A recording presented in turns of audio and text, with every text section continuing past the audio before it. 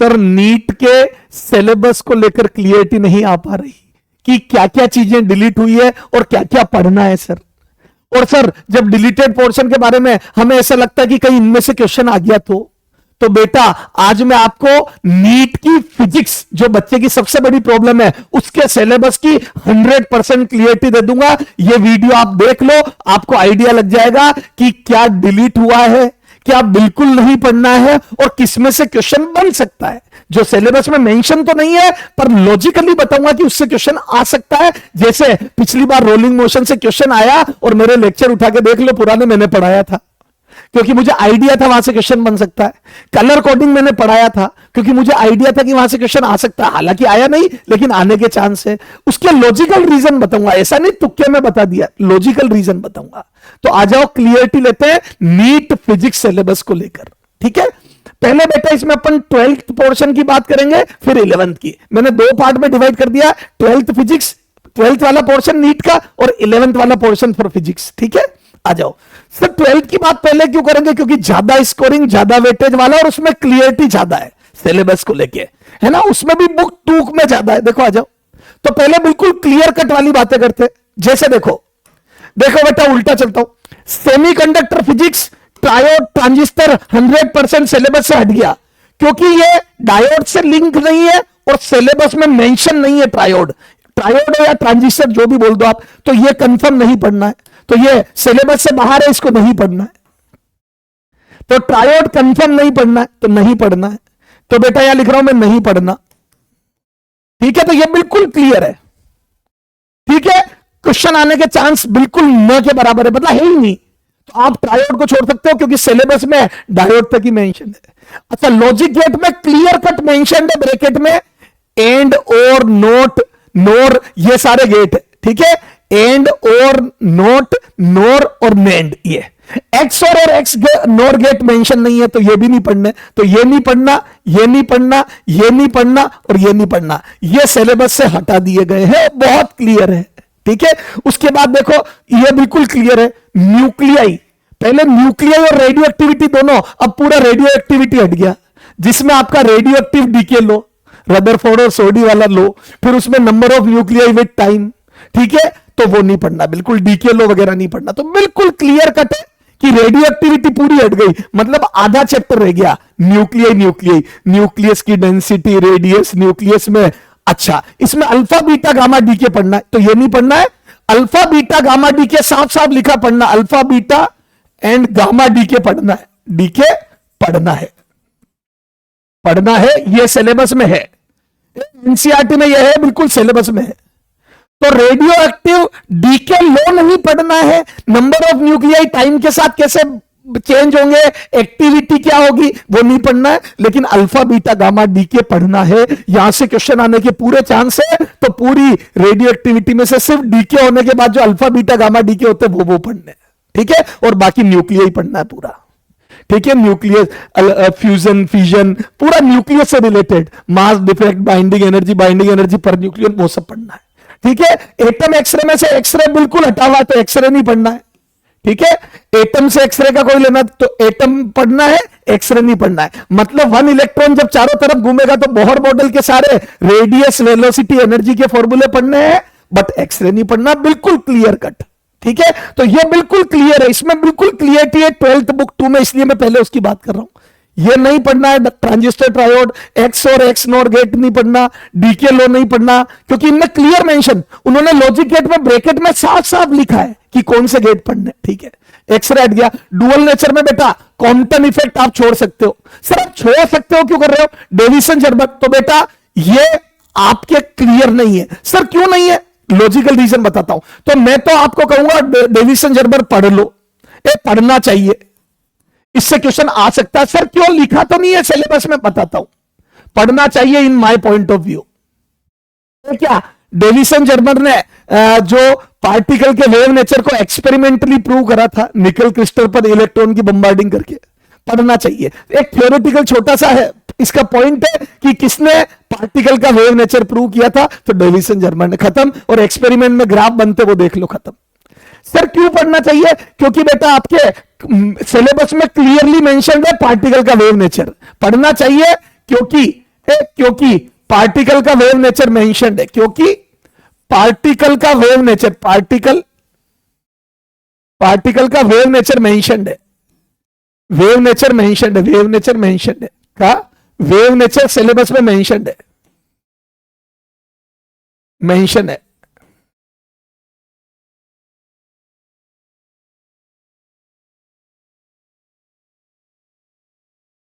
तो पढ़ना चाहिए, छोड़ना नहीं चाहिए।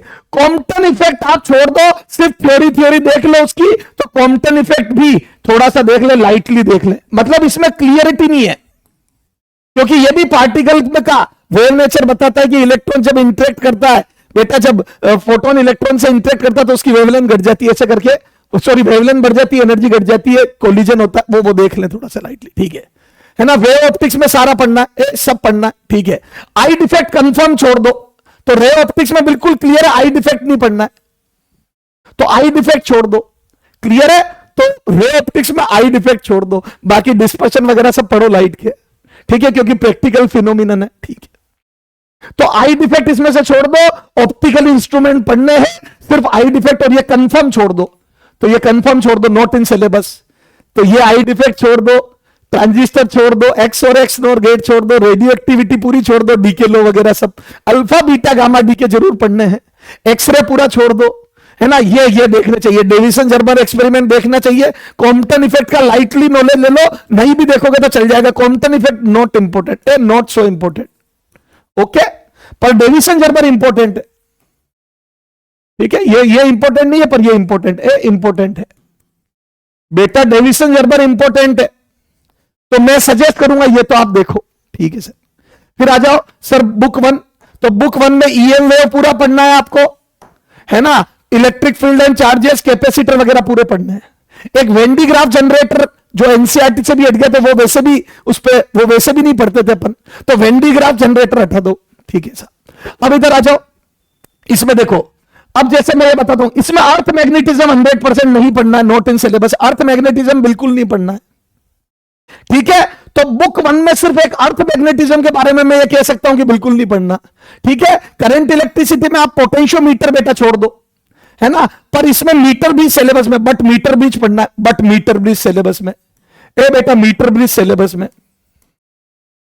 ये सिलेबस में ये पढ़ना मीटर ब्रिज। अब बेटा वो पोटेंशियोमीटर मीटर ब्रिज में बस वो मीटर ब्रिज का वायर 1 मीटर लंबा हो जाता है, बाकी है तो वही, तो कॉन्सेप्ट तो वही काम आ रहे हैं, बट पढ़ना मीटर ब्रिज है। इससे हमें क्लियरिटी मिल गई कि किस टाइप के क्वेश्चन बनेंगे, और यहां से क्वेश्चन आने का पूरा चांस हो गया, क्योंकि इसका कुछ पार्ट हटा के कुछ रखा है, तो चांस पूरे हो गए। इसमें याद है बैलेंस विथ स्टोन ब्रिज वाला वो क्वेश्चन बनता, अननोन रेजिस्टेंस निकालना, ठीक है, सेल का इंटरनल रेजिस्टेंस निकालना, 2 सेल के ईएमएफ कंपेयर करना, तो वो यहां से पढ़ लो।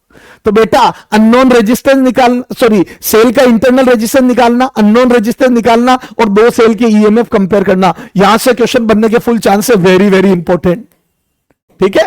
कलर कोडिंग, अब देखो कलर कोडिंग आपके सिलेबस में मेंशन नहीं है, लेकिन पढ़ना चाहिए, पढ़ना चाहिए। सर वाई, सर कोई लॉजिकल रीजन, कारण बताता हूं, इससे क्वेश्चन आने के चांस है, पढ़ना चाहिए, वेरी वेरी इंपॉर्टेंट। और लॉजिकल रीजन क्या है सर, क्योंकि रेजिस्टेंस सिलेबस में है, आर सिलेबस में है, और कलर कोडिंग रेजिस्टेंस की वैल्यू ही तो निकालना सिखाती है बेटा। किसी भी चिप के ऊपर रेजिस्टेंस अगर फैब्रिकेटेड है तो उसकी रीडिंग ऐसे ही पढ़ोगे कलर कोडिंग से, जैसे बार कोड से हम रेट पता करते हैं ना, मशीनें रेट पता करती ना किसी भी ऑब्जेक्ट की, वैसे ये बार कोड है कलर का, ये जो बार कोड है किसका, रेजिस्टेंस का। तो मैं 100% आपको कहता हूं कि कलर कोडिंग आपको पढ़नी चाहिए। अब कई बच्चे कहते हैं सर फलाना जी वीडियो में था कि नहीं पढ़नी चाहिए, क्वेश्चन बनने के पूरे चांस है, और आप पीवाईक्यू उठा के देख लो, कलर कोडिंग पर खूब क्वेश्चन आए हुए पहले भी, तो वो सिलेबस में लिखेंगे, थोड़ी ऐसे लिखेंगे तो हर चीज लिखनी पड़ेगी उनको। रेजिस्टेंस सिलेबस में है, ओम्स लॉ है, तो कलर कोडिंग पर क्वेश्चन बन सकता है, क्योंकि कलर कोडिंग रेजिस्टेंस पता करने का ही तो मेथड है। तो बेटा 100% पढ़ना चाहिए, ये पढ़ना ही चाहिए, ठीक है, मैं सजेस्ट नहीं करूंगा छोड़ने की। अब आर इक्विवेलेंट में आपके सिलेबस में क्या क्या है, पढ़ना चाहिए, क्योंकि आर सिलेबस में, क्योंकि रेजिस्टेंस आर सिलेबस में है, आर सिलेबस में है, आर है, ठीक है।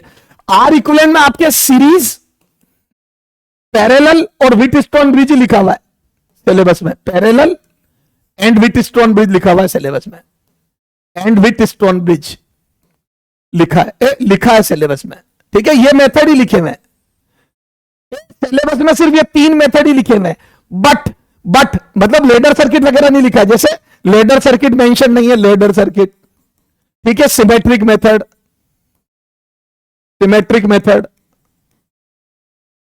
ठीक है, ये मेंशन नहीं है सिलेबस में। लेडर सर्किट, सिमेट्रिक मेथड, है ना, इनवर्स सिमेट्री, क्यूब वाले मेथड, एक क्यूब प्रॉब्लम, ये सब सिलेबस में नहीं लिखे हैं। लेकिन बेटा मैं राय दूंगा आपको कि आप एक बार इनको देखें।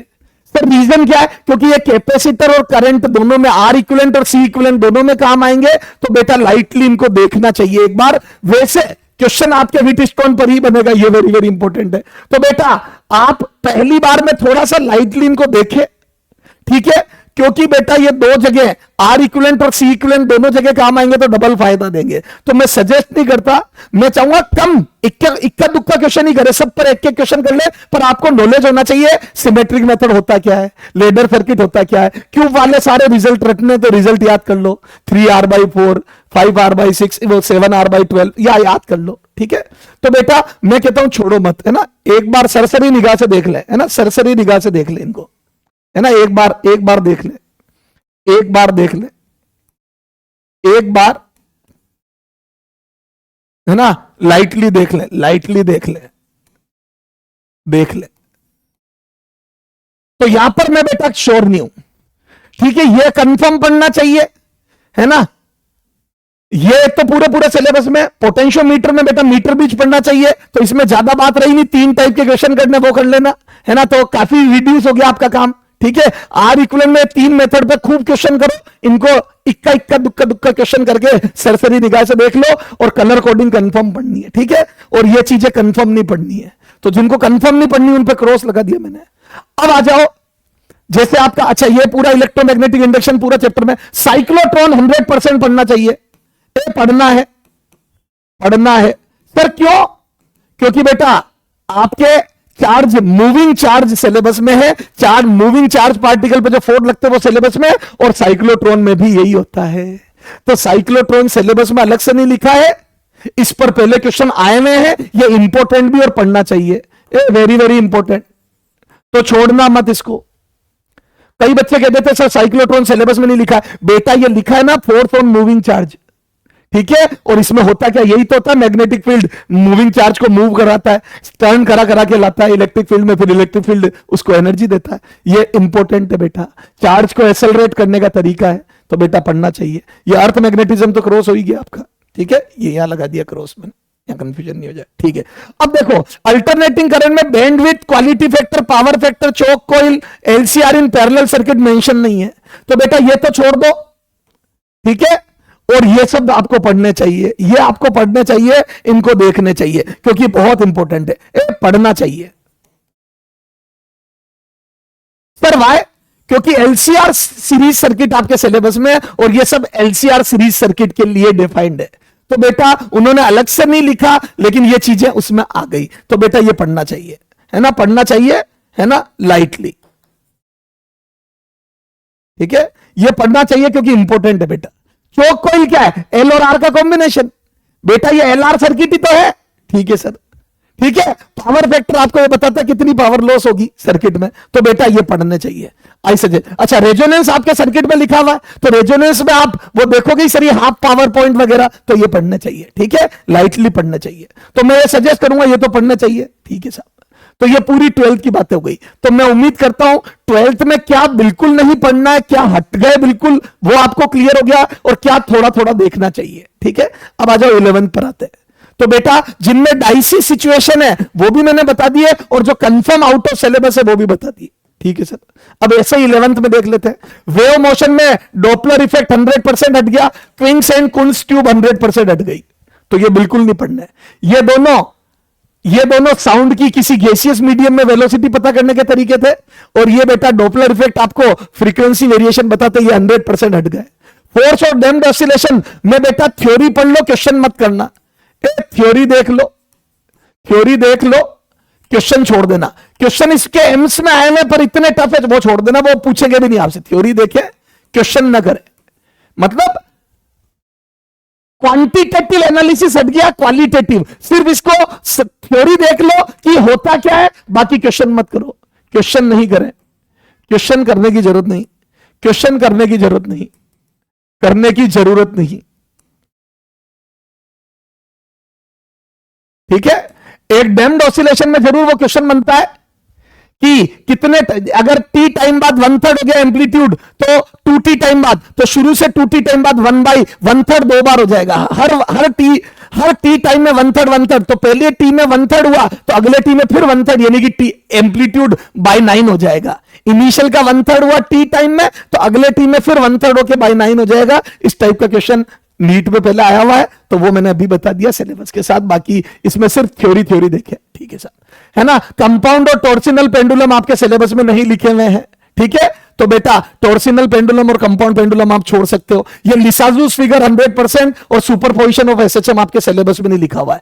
पहले बेटा क्वेश्चन इस पर आया हुआ है, लेकिन अब सिलेबस में बिल्कुल मेंशन नहीं है, सुपरपोजिशन ऑफ एसएचएम आपके नहीं लिखा हुआ है, तो ये आप छोड़ सकते हो। ठीक है, हीट पंप आपके सिलेबस में नहीं है। ठीक है, पॉइजनीज लो फ्लूइड में छोड़ दो, पॉइजनीज इक्वेशन पॉइजनीज लो छोड़ दो बिल्कुल।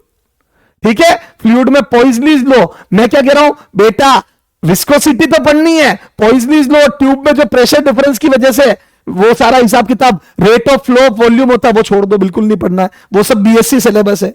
पॉइजन रेशो छोड़ दो इसमें, मैकेनिकल प्रॉपर्टी ऑफ सॉलिड में पॉइजन रेशो छोड़ दो, डिप्रेशन ऑफ बीम का फॉर्मूला छोड़ दो। ठीक है, और टोरिजन ऑफ सिलेंडर या ट्विस्टिंग ऑफ वायर, ये सब छोड़ दो। ठीक है, तो आपका ये जो प्रॉपर्टी ऑफ सॉलिड है वो आधा ही रह गया, ये आधा पोर्शन गायब हो गया, तो ये कंफर्म छोड़ दो। क्लियर है, ये इसमें फ्लूइड में ये पॉइजनीज इक्वेशन और पॉइजनीज फॉर्मूला छोड़ दो। ठीक है साहब, ठीक है, विस्कोसिटी पढ़ना है। अच्छा, कई बच्चे रेनॉल्ड नंबर पढ़ना है, सर क्यों? टर्बुलेंट फ्लो और स्ट्रीमलाइन फ्लो पता कैसे करोगे? क्रिटिकल वेलोसिटी सिलेबस में है, स्ट्रीमलाइन और टर्बुलेंट फ्लो सिलेबस में, तो बेटा रेनॉल्ड्स नंबर को देखना है। वैसे भी रेनॉल्ड्स नंबर की वैल्यू पे ही तो डिपेंड करता है, तो करना क्या है, रेनॉल्ड्स नंबर 1000 से कम, 1000 से ज्यादा, 2000 से ज्यादा, बस वही तो देखना है। ठीक है, तो रेनॉल्ड्स नंबर का वो देख लेना। हीट पंप, अच्छा कई बच्चे यहां पूछते हैं सर रेफ्रिजरेटर इंजन, सर हट गए सिलेबस से, मूर्ख हो क्या? Second law of thermodynamics syllabus में लिखा हुआ है, आप जाके देखो, रिवर्सिबल और इरिवर्सिबल प्रोसेस क्लियरली मेंशन्ड है। तो बेटा सेकेंड लॉ ऑफ थर्मोडायनेमिक्स के दो स्टेटमेंट है, केल्विन प्लांक और क्लोसियस का स्टेटमेंट। एक स्टेटमेंट इंजन के लिए और दूसरा स्टेटमेंट रेफ्रिजरेटर के लिए, तो कैसे छोड़ सकते हो आप? रेफ्रिजरेटर पढ़ना है, इंजन पढ़ना है, कार्नोट इंजन पढ़ना है, सब पढ़ना है। रेफ्रिजरेटर और इंजन 100% पढ़ना है बेटा, फिर लिख लो, क्वेश्चन आने के पूरे पूरे चांस है। रेफ्रिजरेटर और इंजन पढ़ना है, गलत फहमी मत पालना। कार्नोट इंजन यस पढ़ना है, रेफ्रिजरेटर पढ़ना है।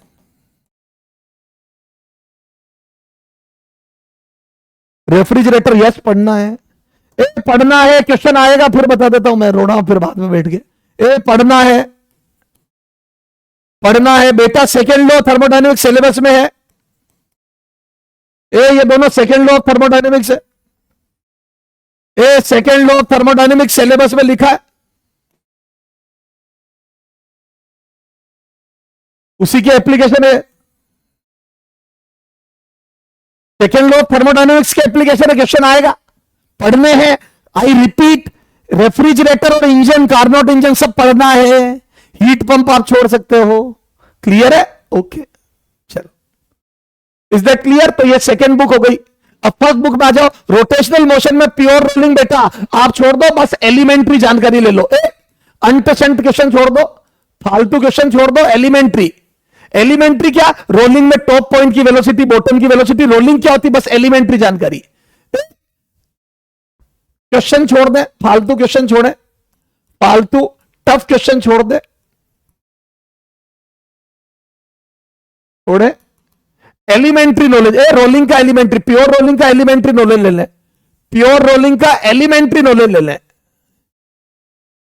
एलिमेंट्री नॉलेज ले ले, जो मैंने दिया था लास्ट साल। प्योर रोलिंग का एलिमेंट्री बहुत बेसिक नॉलेज की टॉप पॉइंट की वेलोसिटी 2v0, अगर सेंटर मास v0 से चल रहा है तो टॉप पॉइंट की प्योर रोलिंग पर 2v0, बॉटम की 0, यही तो प्योर रोलिंग है। बॉटम पॉइंट ग्राउंड के रेस्पेक्ट में रेस्ट पे आ जाता है, बॉडी घूमती भी आगे चलती है और ग्राउंड वाला पॉइंट रोलिंग नहीं करता, मतलब स्किडिंग नहीं करता, स्लाइड नहीं करता बस। और फिर उसमें एनर्जी के रेशो देख लो, रिंग होगी तो एनर्जी चलने और घूमने में क्या रेशो में होगी, बस। तो एनर्जी तो बेटा वेलोसिटी हर पॉइंट की और एनर्जी का रेशो देख लो, ring, disc, solid sphere, hollow sphere का, बस खत्म। इसके अलावा ज्यादा भी कितना फोर्स, फ्रिक्शन के कुछ नहीं, कुछ नहीं। ठीक है, फ्रिक्शन में 2 ब्लॉक प्रॉब्लम सिलेबस में मेंशन नहीं है। ठीक है, तो इसका बहुत छोटा सा एक क्वेश्चन कर लो, बाकी बेटा ग्राउंड पे भी म्यू लगा दिया, ब्लॉक नहीं। ठीक है, तो 2 ब्लॉक प्रॉब्लम पे सिर्फ बहुत सिंपल वे में देख लो, बहुत एलिमेंट्री नॉलेज ले लो इसका।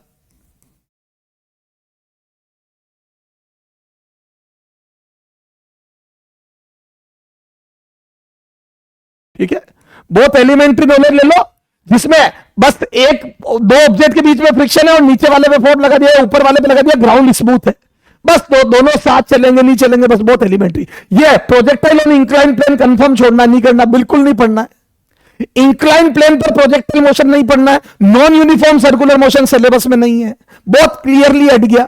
तो नॉन यूनिफॉर्म सर्कुलर मोशन आप छोड़ सकते हो पूरा।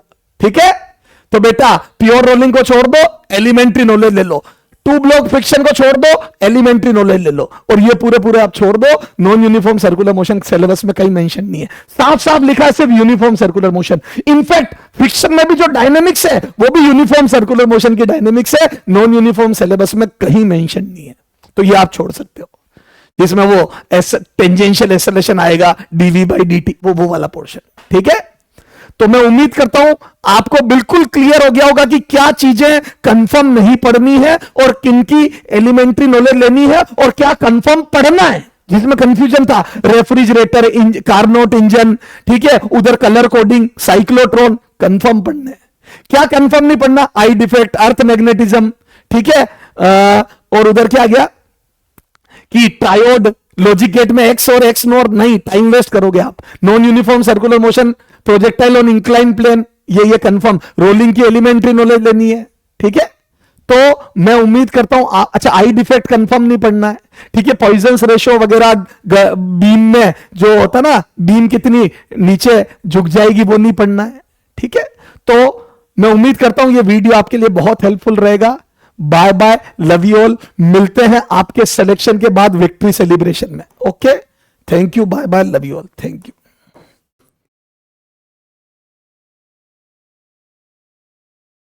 ओके।